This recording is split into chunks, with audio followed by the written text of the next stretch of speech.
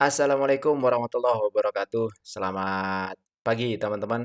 Sesuai gambar, mungkin sudah pada bosen ya membahas mengenai Donald Trump. Tapi saya coba mengamati sekaligus mungkin sedikit mengagumi ya bagaimana Trump itu bertindak dari periode pertama pada waktu menjabat presiden di 2017 sampai 2021 dan hari ini di 2025. Beliau ini sebenarnya sudah cukup senior, umur 78 tahun, tapi memang otaknya masih cemerlang, khasnya konglomerat-konglomerat Amerika seperti Charlie Munger, Warren Buffett, Donald Trump yang masih cemerlang. Nah, yang terbaru dari tarif yang ditetapkan, Indonesia memang terdampak. Jadi saya coba lihat, ini saya coba bandingkan dari beberapa referensi, sebenarnya seberapa besar sih ekonomi Amerika itu dan mengapa Donald Trump pada waktu di jabatan pertama, jabatan kedua sangat getol untuk menaikkan daya tawar Amerika itu sendiri. Nah, kalau dilihat dari GDP, ya, perbandingannya Indonesia itu di sini ya, 1,3 triliun dolar. Jepang itu di sini 4,2 triliun dan Jepang ini sudah saturated ya, hanya di situ-situ aja GDP-nya. Indonesia dari awal 2000, 2005, 2010 sudah mulai naik nih, zaman Pak SBY di sini ya. Kemudian Cina, nah ini Cina pada waktu 2017, waktu Donald Trump menjabat, pertumbuhannya luar biasa. Nah, di masa-masa ini, itu pada waktu itu perang dagang hanya dilakukan terhadap Cina. Jadi tidak semua negara diberlakukan tarif, tapi hanya Cina. Dan kalau kita lihat ini efeknya. Sampai 2019, pertumbuhannya terkait dengan GDP itu nggak terlalu signifikan. Dan memang ada efek di China itu sendiri. Ini kalau dibiarkan memang dua negara ini, khususnya Cina, bisa menggantikan Amerika Serikat dalam hal memimpin dunia dalam secara ekonomi dan cerdasnya Donald Trump melihat itu secara gamblang ya, secara terang-terangan bahwa ini harus dilakukan sesuatu. Nah, apakah ada efek terkait eh, pembatasan atau pengenaan tarif baru ke Indonesia? Mestinya ada. Karena negara tujuan ekspor kita itu 9,3% di 2023 itu ke USA atau Amerika. 26% ke China. Baru ada Jepang, India, Singapura, Malaysia, dan seterusnya. Supaya nggak langsung ke United States gimana? Ya mungkin bisa lewat Singapura. Karena Singapura dapat tarifnya 10%, sedangkan kita kan 34 ya. Walaupun ada pengecualian-pengecualian, ada produk kayu, ada produk energi, itu ada pengecualian. Sehingga kemungkinan besar nanti market di hari Selasa, ya siap-siap aja teman-teman. Kalau memungkinkan untuk keluar dulu, silahkan. Ini mungkin masing-masing punya strateginya masing-masing. Tapi secara long term saya pikir tidak akan berefek besar. Tapi short term mungkin akan lumayan ya. Jadi kalau bisa pegang cash, ya silahkan pegang cash dulu. Ini dari nilai ekspor kita ke Amerika. Sehingga paling tidak ini akan mempengaruhi juga ekonomi di Indonesia secara luas. Lalu kalau kita lihat secara kategori, ekspor kita itu apa saja sih sebenarnya? Nah, ini 23% itu adalah eh, mineral, fuel, oil, dan distillation product. Kemudian ada vegetable, kemudian ada animal, itu 11%, steel 10%, electrical, elektronik 5,5, dan seterusnya. Jadi kalau melihat data-data ini, mungkin saja ya semacam saham-saham tertentu yang ekspornya besar, macam sawit, kemudian ada barang-barang tambang yang tidak mendapatkan pengecualian, komponen, seperti kemarin komen dari teman-teman ya terkait dengan SMSM, komponen mobil, komponen motor, spare part, bisa jadi akan ada efek. Karena tentu akan lebih mahal. Tapi namanya pengusaha, ini pasti menyesuaikan ya. Pengusaha kan punya banyak akal nih. Tapi secara short term pasti ada efeknya. Nah, apakah efek ini akan membuat IHSG turun, crash seperti kemarin? Nah, kita nggak tahu.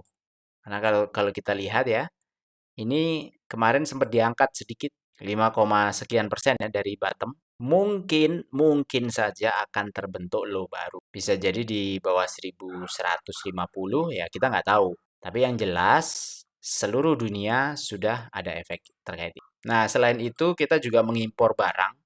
Kalau tadi kita ekspor paling besar ke Cina, kedua ke Amerika. Nah, justru kalau kita impor paling besar itu impor kita itu dari Cina, kemudian nomor 2 Singapura, Jepang, baru Amerika itu nomor 4. Nah, makanya ini yang membuat Trump juga mungkin berpikir, trade perdagangan ini kurang fair, bisa jadi itu menurut dia ya. Lalu dengan kejadian-kejadian ini peluangnya apa untuk kita gitu ya? Ya kembali lagi teman-teman. Menurut saya semua hal itu nanti akan kembali ke harga wajarnya, akan kembali ke fundamentalnya masing-masing.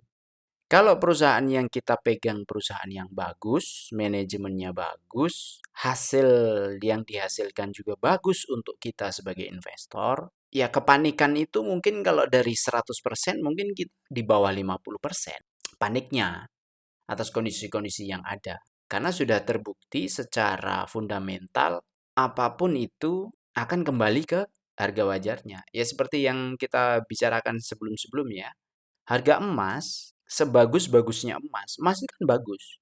Tapi kalau sekarang harga pasarnya itu 1.600.000, 1.700.000, ada yang jual 3 juta, apa iya kita harus beli? Walaupun emas itu bagus, dijual nih 1 kilo misalnya, kan sesuai dengan harga pasar.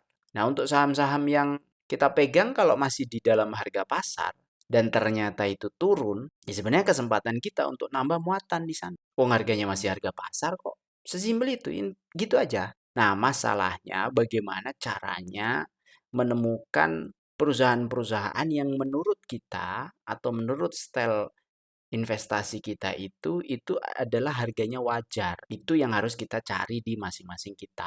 Nah, kebetulan kalau saya kan metodenya ya simple ya, dividen investing dengan dipadukan ya sedikit sedikit swing lah ya, swing trade gitu kira-kira gitu. Nah, perpaduan keduanya ini yang coba saya padukan dengan beberapa simulasi-simulasi future prediction untuk menguatkan pijakan kita masing-masing ketika memilih saham-saham tertentu. Seperti skema pensiun ini, dividend for living yang sudah berkali-kali saya sampaikan setiap review saham. Ini sebenarnya fungsinya apa? Untuk apa sih sebenarnya? Buat saya ini tuh untuk memanipulasi mindset. Karena ketika kita melihat beberapa waktu ke depan, itu style manusia itu sering lupa kan. Sehingga supaya tidak lupa, ini mindset ini yang coba kita proyeksikan.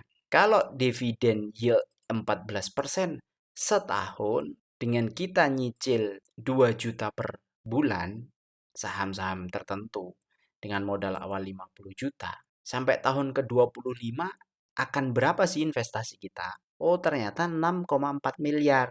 Yang awalnya itu kita jutaan tadi, ternyata di tahun ke-25 kita mendapatkan dividen per bulannya aja sudah berkali lipat dari cicilan saham kita yang 4 jutaan ini di tahun ke-25, tapi kita dapat dividen 74 jutaan per bulan. Ini untuk memanipulasi supaya kita tidak terdistrak hal-hal di luar tujuan awal.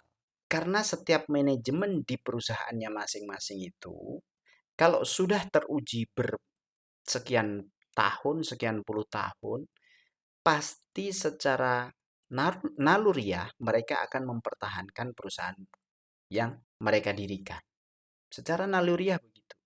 Karena kita investor retail, kita investor yang ngikut kebijakan-kebijakan manajemen. Ya mau nggak mau kita harus memilih manajemen-manajemen yang seperti apa yang akan kita titipin. Nah, kalau kita main di gorengan, main di saham-saham yang belum terbukti secara fundamental tapi hanya hype saja di berita-berita, ya repot. Dan gini, kalau kita berharap investasi kita di pasar saham itu lebih baik daripada hasil kerja aktif income, ya satu dua orang mungkin, tapi kalau semua orang berharap seperti itu ya nggak fair. Jadi misalnya kita bilang begini, setahun dapat dividen 10%, dikit, mending saya pakai buat jualan pulsa, mending saya pakai buat jualan gorengan, sehari bisa dapat 10%. Ya iya, itu aktif income, teman-teman. Kita bekerja di situ. Ya nggak bisa, nggak fair lah kalau kita hanya trade saham, hasilnya lebih baik. Ada loh bang yang lebih baik, ya satu dua orang. Kalau Anda bisa begitu ya bagus. Itu keahlian Anda.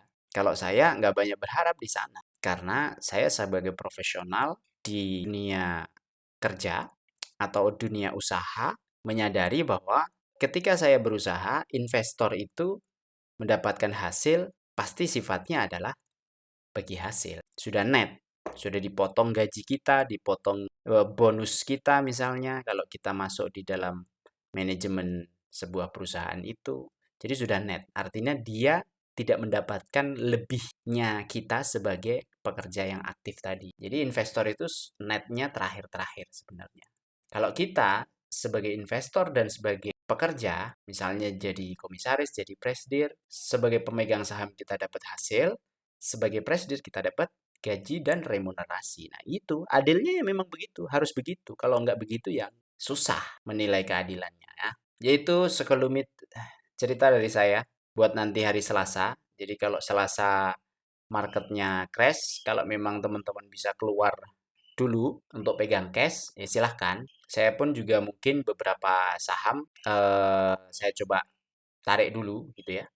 Sambil melihat wait and see kira-kira kondisinya seperti apa dalam beberapa waktu. Kira-kira itu dari saya selama berlibur tinggal sedikit waktu. Mungkin ada Senin yang besok yang sudah masuk atau hari Selasa sudah mulai masuk. Selamat bekerja kembali buat teman-teman yang bekerja. Sekali lagi mohon maaf lahir dan batin. Semoga bermanfaat apa yang saya sampaikan. Sampai jumpa lagi di video berikutnya. Wassalamualaikum warahmatullahi wabarakatuh.